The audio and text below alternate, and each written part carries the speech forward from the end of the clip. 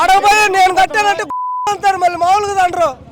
నేను hitech city కట్టానంటే లాగిదంటారు. అక్కడ పోయి అనమనండి. అరే అమరావతిలో వరదలు మారుతున్నాయి, ఒకసారి చూడండి అండి. మీరు పోయి వరదలు మారిపోతున్నాయి, అక్కడ ఏం లేదు.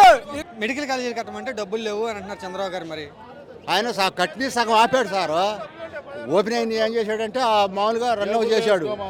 ఇక తత్తమంది ఆగిపోయినాయి, 12 ఆగిపోయినాయి. దాన్ని పని చేయట్లా. పని చేయకపోగా ఇవన్నీ ఏం చేసిందంటే క్లోజ్ చేశాడు. సరే అక్కడ వైజాగ్లో ఏదో కట్టాడు 3, వైజాగ్లో బిస్కోట్ అనేది కట్టాడు. ఎన్టీఆర్ విగ్రహానికి డబ్బులు ఎక్కడ ఇచ్చాడన్న? ఎన్టీఆర్ విగ్రహాన్ని పెడతానికి డబ్బులు ఎక్కడి నుంచి వచ్చినాయి? సింగపూర్లో దాచుకోవటం కాదు. ఎన్టీఆర్ విగ్రహాన్ని డబ్బులు ఎక్కడ వచ్చినాయి, అవి ఎక్కడి నుంచి ఏంటి అనేది 1500 కోట్లు అవి ఎక్కడి నుంచి వచ్చినాయి ఏంటి? ఇప్పుడు జనాలు చూస్తే పనులు లేవు, అందరూ ఖాళీగా ఉన్నారు. ఈ చంద్రబాబు నాయుడు కానీ పవన్ కళ్యాణ్ వచ్చిన కానీ నుంచి పనులు అసలు లేవు.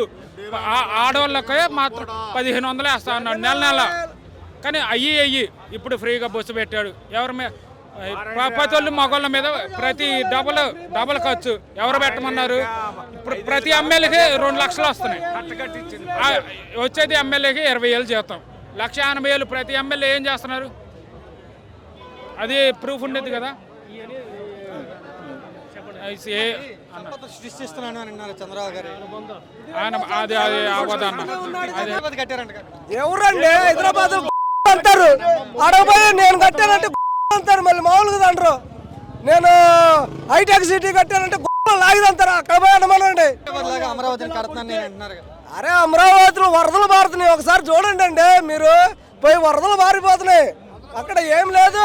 ఇక్కడ యూజ్ చేసుకోవడం ఏది విలేకరులతో మాట్లాడిచ్చి ఇది కడుతున్నాం అని చెప్పడం తప్ప, అక్కడ వరదలు తప్ప, చెట్లు చేవలు తప్ప ఏమీ లేదు. మనుషులు కూడా ఏం లేదు. అక్కడ పొలాలు ఇచ్చిన వాళ్ళే లబో దిబో అని మొత్తుకునే స్థితిలో ఉన్నారు. ఇంకా అభివృద్ధి ఇంకా ఆడ చెందుతుందండి, నాకు అర్థం కావట్లేదు. ఒక్కరితో అనిపిండి ఇక్కడ అభివృద్ధి ఏమైనా చెందుతుందా?